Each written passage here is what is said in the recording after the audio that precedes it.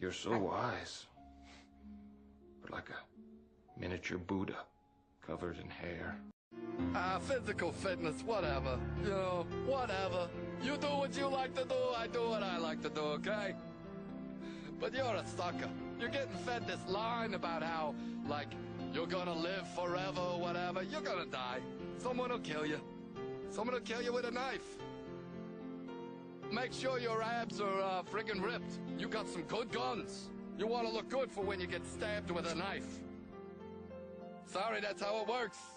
A new satanic yoga studio has popped up in New York City, and while many ignorant and paranoid Christians believe that yoga in general is satanic and opens up the practitioners to demonic possession and puts them in communication with demons, this is something totally different. This is actually an overt satanic yoga studio called Monster Cycle and Studio, which has these pictures posted on their Facebook page, including signs they're posting around New York City to advertise their new studio with the meme, "Hell yeah." These are actual pictures posted on their official Facebook page. They manufactured a big 11-foot tall, lighted satanic pentagram where the people worship in front of, as Satanism is going mainstream. Here's a nice poster for the club that just has a gimp mask on it. Hey, come on down. Let's do some sadomasochism yoga. It's all the rage. They even have this picture posted of Maroon 5's latest music video with Adam Levine, where he's appearing to have sex with dead animal carcasses in the back of a butcher shop while he's covered in blood in the sick, satanic, stalker-themed music video, something I covered in a previous video, a video that was denounced by women's groups who have just obviously pointed out the fact that the video is encouraging stalking and murdering. Just a bizarre, sick, satanic music video that the audience loves. Just go check the ratings from it. Everybody loves it. But hell yeah! The new satanic monster yoga studio with their big satanic pentagram. It's fun!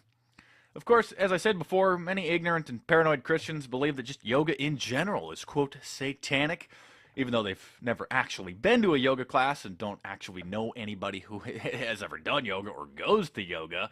And this is largely perpetuated by the pedophile-protecting mafia, the Catholic cult, the Vatican, whose chief exorcist says that it is of the devil. There was actually a lawsuit here in San Diego where some parents were suing a school for introducing yoga class to the kids, saying that it was going to introduce spiritualism to them and brainwash the children into worshiping Satan. Of course, these people have never been to a yoga class, don't know anything about it. Maybe these people actually should go to a yoga class. They might actually meet a girl and get off the computer and get themselves a social life. But there you have it. As Satanism continues to be promoted as the new secret to success. This is Wretched Radio with Todd Friel. John MacArthur, many years ago, the subject of Christian yoga started to hit a little bit. And John MacArthur, he went on to Larry King, and he debated a guy named Doug Padgett, and that was just a smackdown.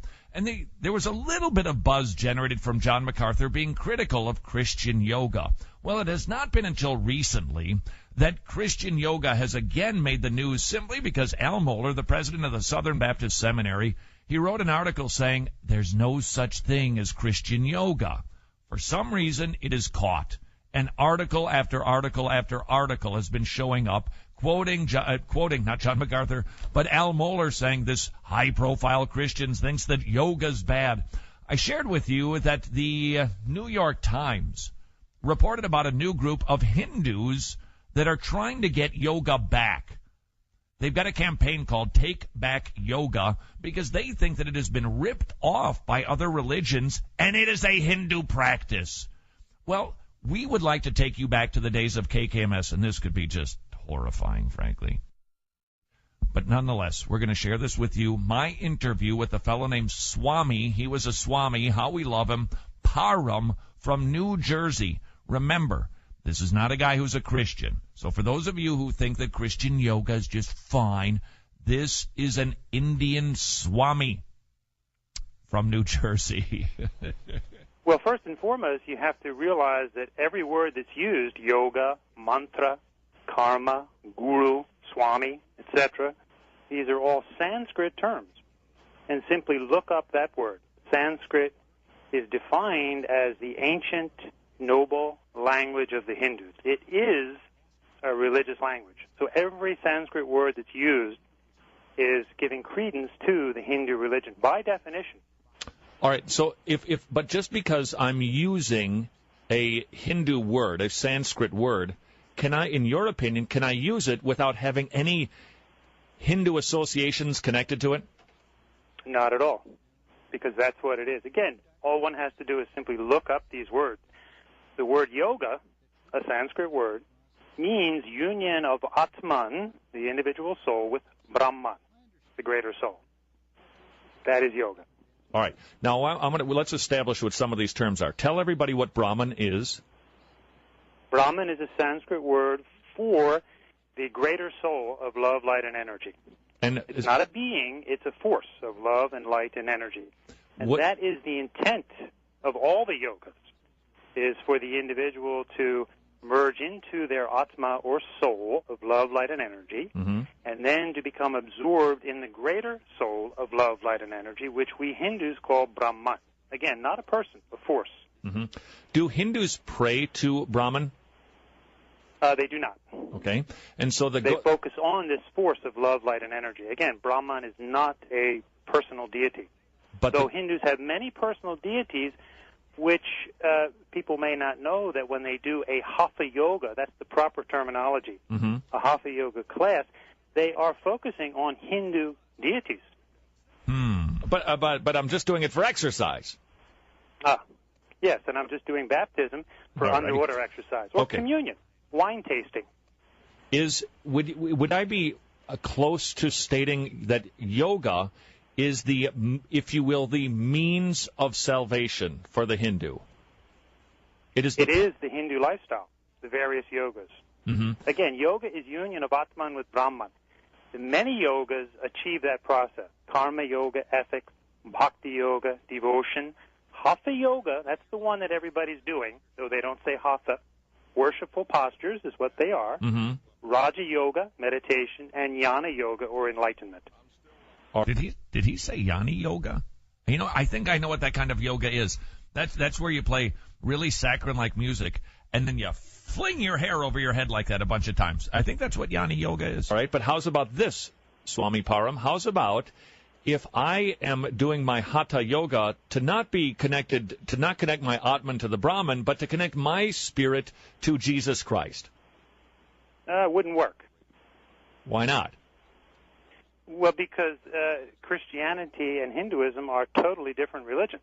But in my mind, there is no Jesus Christ. There's no Jesus Christ in Hinduism or yoga. But in my mind, I'm using it to be closer to my deity. Well, a lot of people do that, but in my opinion, that's a very shallow individual. That's a shallow Christian. Ow. Because? Because they should be adhering to their own Christian principles. Ow. It's wonderful to learn and study about different religions, and we should do that and respect them. But we cross the line when we start to mix these up. Where'd you get this? Is you know how many churches practice yoga? There's a lot of them. They're actually getting a smackdown from a Swami from New Jersey. But can I not learn from a different religious worldview and apply it? I'm not thinking Brahman. I'm thinking Jesus. Therefore, it's okay. Okay, then pray to Jesus.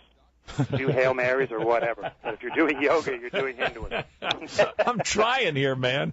That's respect for the different religious traditions, and we should foster that. And tell if you would be so kind, again, the Atman is the individual soul, the Brahman is the force that ultimately you want your Atman to be connected to or become a part of. Exactly. And then explain to everybody, are there any other major words that would be beneficial to our mostly Christian audience in understanding Hinduism? Well, guru, that's used all the time. We have Wall Street gurus, we have finance gurus, we have fitness gurus. Imagine the outcry if we had Wall Street rabbis, fitness bishops, et cetera, et cetera. You know what? Guru is a Hindu of a high order teacher. Isn't that funny? And what he's upset about is we've taken his words, his concepts, and we basically hijacked them as if, hey, who cares? So first of all, Christian yoga starts out by disrespecting another religion because we can just take it and do whatever we want to do with it. That's pretty thoughtless.